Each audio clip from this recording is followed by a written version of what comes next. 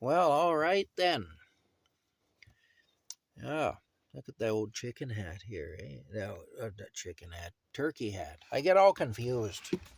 I mix up my poultry, I do. There's Rocky. He's a cat. I'm consistently calling him a cat. Anyway, here I am with my chicken hat. Mm-hmm. Those are quite the drumsticks he's got on him there. Um, yeah. Anyway, I was just thinking this morning about something that happened in my life, a period of my life that I'll talk about a little bit, and a lesson that I learned at that time um, from listening to the radio of all things. I should shave this off my face, I guess. Say, looking pretty scruffy in my chicken hat. Anyway, here's the thing that I learned. Take that off there. Put the chicken hat over there. We will. All right. So, when I was in my early 20s, I got really sick. Like, I got super sick. In fact, I nearly died. And the doctors were of no help for the most part. I finally did find a doctor that helped me and put me on antibiotics for the pneumonia that I had. My regular family physician that I had at the time refused to treat me, and he was going to let me die. It was quite a thing anyway. It was a lot of corruption and whatnot. And then, of course, because of that, people were mad at me, and I had a lot of people turn on me because they felt like I was mentally ill, thinking that I was sick and pretending to be sick when I really wasn't sick. I actually was quite sick, and I just wasn't believed until I finally got a doctor who believed me and put me on the antibiotics, and that cleared the pneumonia up, but it did nearly kill me. And yeah, it was pretty rough anyway. And my lungs now are damaged. That's been confirmed at the pulmonary clinic at the Ottawa Civic Hospital, where I was sent when I was well enough to travel again. I actually went up there on my own, drove up there, and it's back in 1990, 1991 in there. And they tested my lungs and they did all kinds of different things. And they said that my lungs are now permanently scarred and that I'll have breathing issues for the rest of my life because of the pneumonia being untreated for so long. It kind of buggered my lungs up. Anyway, even after I got the pneumonia out of my system, I was quite weak and sick. And it took a few years to come back from that to any degree at all. And then on top of that, of course, a lot of people had betrayed me. A lot of people had really broke my heart, you could say, and both family and friends. And so a lot of relationships that I had came to an end. So I was basically in an apartment, living in poverty. I was sick. I was lonely.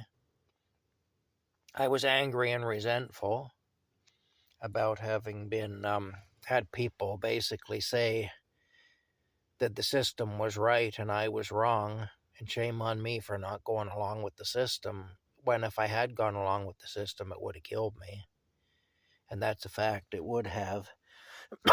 But the fact that I bucked the system made a lot of people very angry with me, and so on like that. And a lot of people then tried to, some people even tried to cooperate with the system and actively worked against me to try to impose the system on me, people I thought I could trust. So I was in a bad situation. I was in a bad frame of mind. I was very angry. I was resentful. I was lonely. I was sick. I was weak. I was tired. I was in a great deal of pain of all kinds, both physical, emotional, and spiritual. And nighttime was the worst.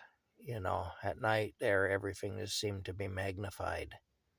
And so I'd be up all night quite often, And in those days, the television went off at like midnight or 1 in the morning or something. And so then all you really had was the radio. There was no interwebs back then or anything like that. And so I get on the radio, listening to the radio. And one night I was working my way through the stations, just turning the knob there, making the dial go back and forth, trying to find something to listen to. And I came across a religious broadcast, a Southern preacher by the name of Vernon McGee. Now, I was familiar with Vernon McGee because in the 1980s, when I worked in the wire factory, when I get off work at midnight, I would often take a drive in my car and, just to kind of decompress a bit and to get some fresh air, especially in the spring and summertime when the weather was really nice. And in those days, you'd be the only car, I'd be the only one on the road a lot of the time. And I'd go for a good long drive in my car, and then I'd go home, And I often did that. And I'd listen to the AM radio. The old cars had the AM radio with the clunky push buttons. That's what I had, an old car with an AM radio. The clunky push buttons, all chrome. Remember chrome? Shiny, shiny chrome. Anyway, clunk, clunk, and the needle on the dial would jump to whatever the station was that corresponded to the button you pushed, Boop, boop, boop, boop, boop, boop, boop, Anyway, I came across Vernon McGee back then, and I used to sometimes listen to him in the car. So I had an idea who he was, and I do remember hearing that story back then when I was listening to Vernon McGee, the story I'm about to relate, that I heard this one night. Anyway, so from around 1985, jumping ahead to 1991, 1992, in there, I'm listening to the radio and I come across Vernon McGee just by accident again. Now, I was mad at God because I felt like God had betrayed me and God had thrown me to the wolves, basically. And I was resentful about that, That was part of my anger and my resentment. Part of it was directed at God. And so at that time, I wasn't too interested in hearing anything about God. So I came across Vernon McGee and I just went to the next station. I found something I wanted to listen to, some music or something that I liked that I wanted to listen to.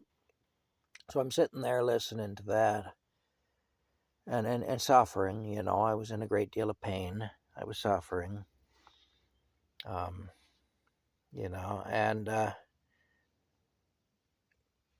I just felt compelled to go back to the Vernon McGee broadcast. I didn't want to.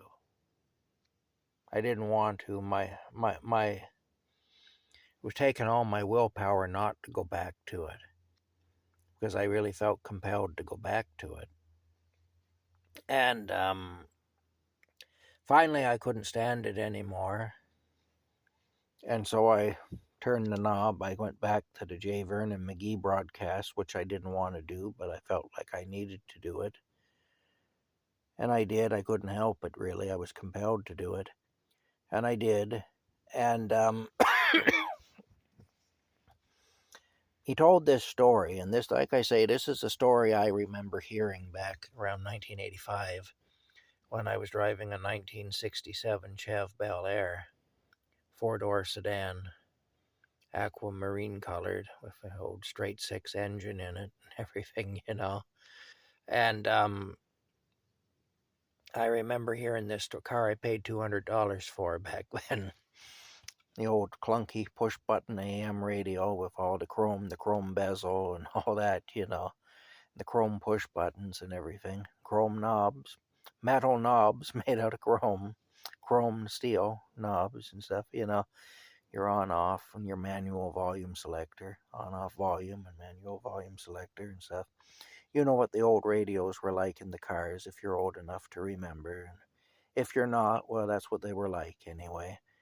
And AM, no FM, just AM radio back then. Anyway, years later, like I say, from 1985 on up into around 1991, 92, in there, I come across this broadcast, and I listened to it. Finally, I gave in to the temptation or whatever it was, whatever was causing me to feel I needed to do so, and I went back and I listened to it. And he told this story again, which is a story I had heard way back in the mid-'80s. Anyway, of course, the mid-'80s wasn't that long ago back then, but it was a few years back. Some time had passed, Anyway, it was a story I needed to hear because, of course, I had had a lot of, I guess you could say, rats in my life, for a long time. And, and it isn't even necessary that everybody was a rat. It's people are programmed. People are programmed into the system. And if you go against the system in any way, people are programmed to go against you and to dislike you and to judge you and so on. And that's what I experienced because I was going against the system, which wanted to kill me and would have killed me. Of course, it's Lucifer's system, don't forget, too, eh? Lucifer is a murderer and he's also the father of lies. Anyway, I'll tell you the story now that J. Vernon McGee told all of us. I was going to say told me because it's very personal to me, but really he told everybody. He wasn't just talking to me. Didn't even know who I was, So he wouldn't have been just talking to me. But it meant a lot to me, this story did, anyway. And the story goes like this. In the 1930s, when J. Vernon McGee was a boy, he was growing up on a dairy farm, on his father's dairy farm. And his job, when he was a little boy, was to tend to his father's cows. Part of that meant that every night before bed, he'd take his coal oil lantern and light it because they had no electricity on the farm in the 1930s. And he'd take his coal oil lantern and he'd light it and he'd go out to the barn where his father's dairy cows were.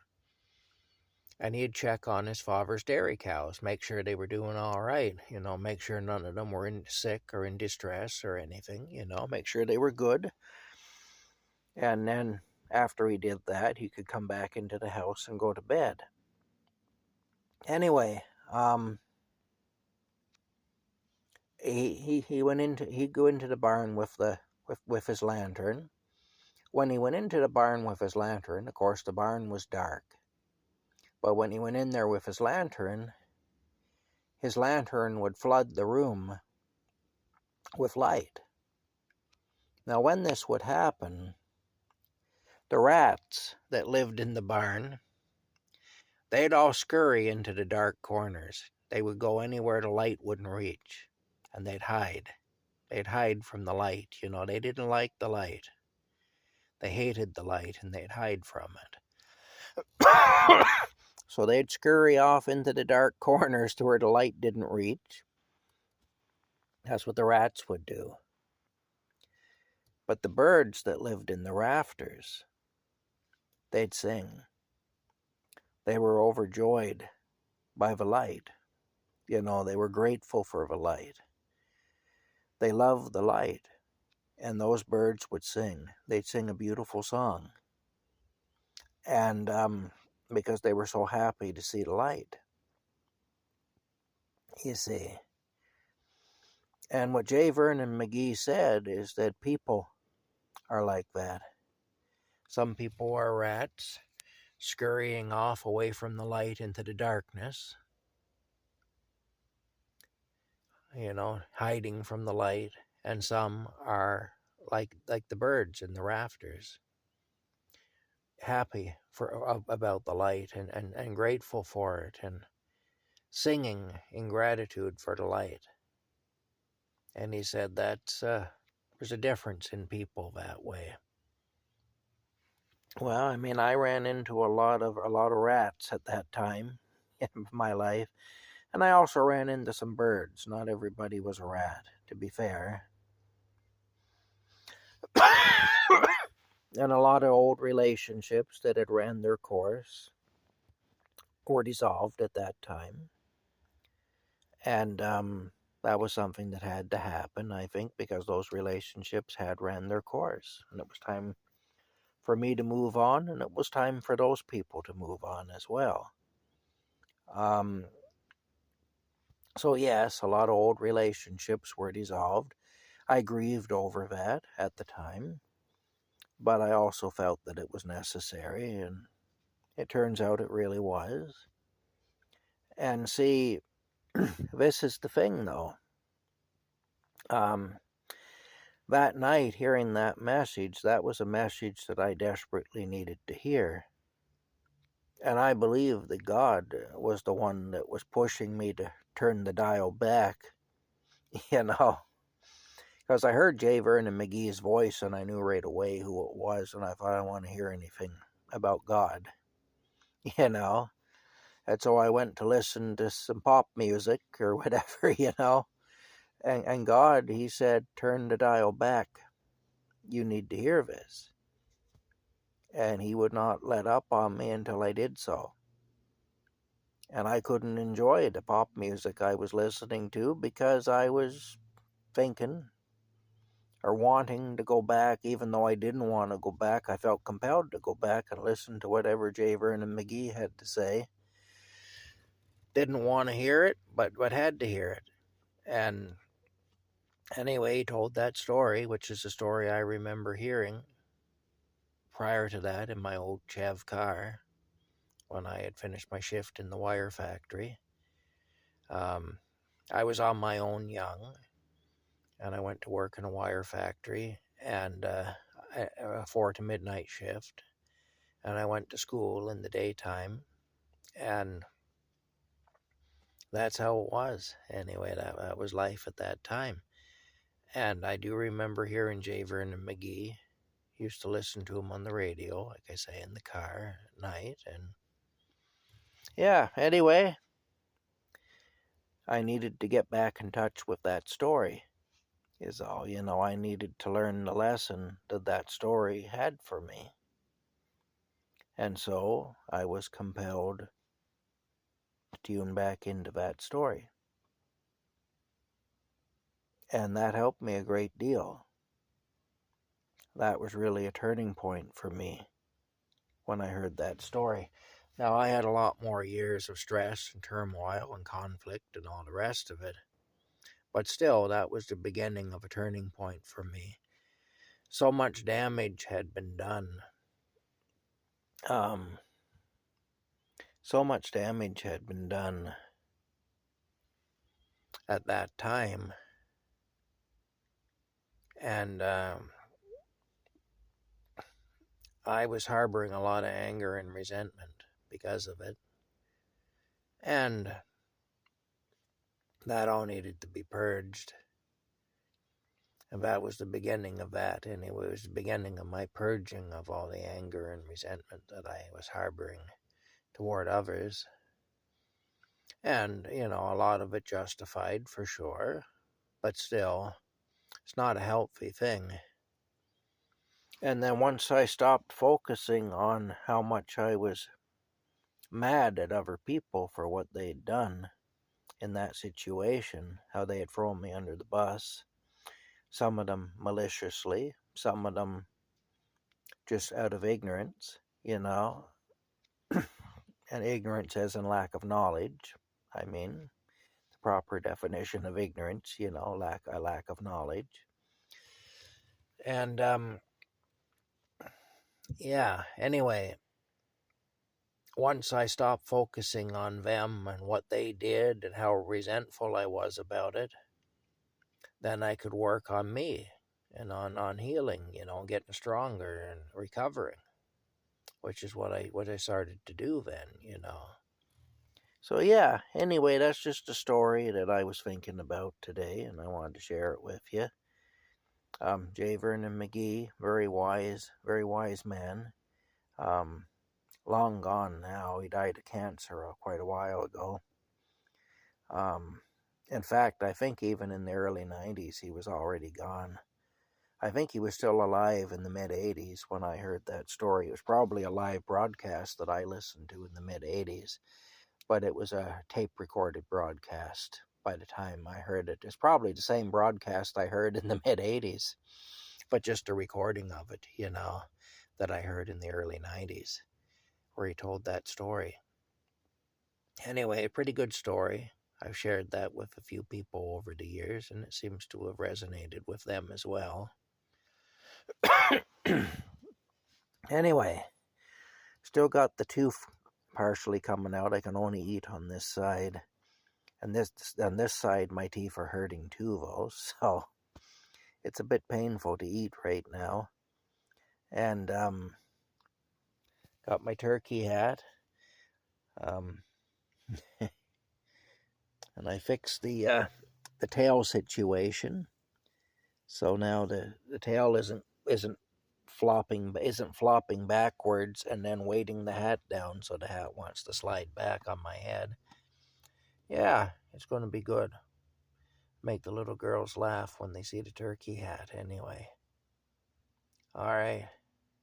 We'll see you later.